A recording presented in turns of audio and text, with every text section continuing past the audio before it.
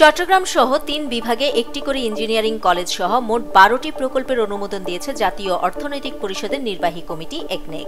এসব প্রকল্প বাস্তবায়নে ব্যয় ধরা হয়েছে ৭,১৫১ কোটি টাকা এবং প্রকল্পের পুরো অর্থই সরকারের নিজস্ব তহবিল থেকে আসবে। আজ সোমবার পরিকল্পনা কমিশন চত্বরের এনইসি সম্মেলন কক্ষে অনুষ্ঠিত সভায় এসব প্রকল্পের অনুমোদন দেওয়া হয়।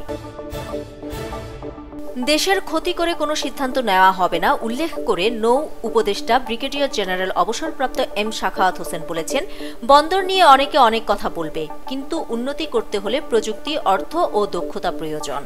ব্যবসায়ীরা যেন সুযোগ পায় সেটিই আমাদের লক্ষ্য।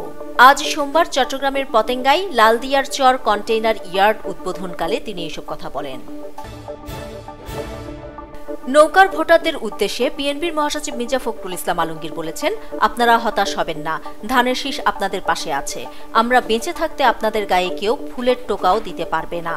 আজ সোমবার বিকেলে ঠাকুরগাঁওয়ের বদেশ্বর এলাকায় এক মতবিনিময় সভায় তিনি এসব কথা বলেন। আজ সোমবার রাজধানীর মতিঝিলের শাপলা চত্বরে হেফাজতের সমাবেশে গণহত্যার ঘটনায় নিষ্ক্রিয় থাকায় বিএনপির সমালোচনা করে জাতীয় নাগরিক পার্টির মুখ্য সমন্বয়ক নাসিরউদ্দিন পাটোয়ারি বলেছেন, হেফাজতের শাপলা চত্বরের সমাবেশে যখন লাশগুলো একের পর এক পড়ছিল তখন বিএনপির কাউকে উঁকি মারতেও দেখা যায়নি। তিনি বলেন, শাপলায় আমার আলেম ভাইয়েরা শহীদ হন, আর তখন বিএনপির নেতাকর্মীরা আওয়ামী লীগের নেতাদের সঙ্গে গুলশানে বসে ব্যাংকের ভাগ বাটোয়ারায় ব্যস্ত ছিলেন। আলেমদের এটা বুঝতে হবে।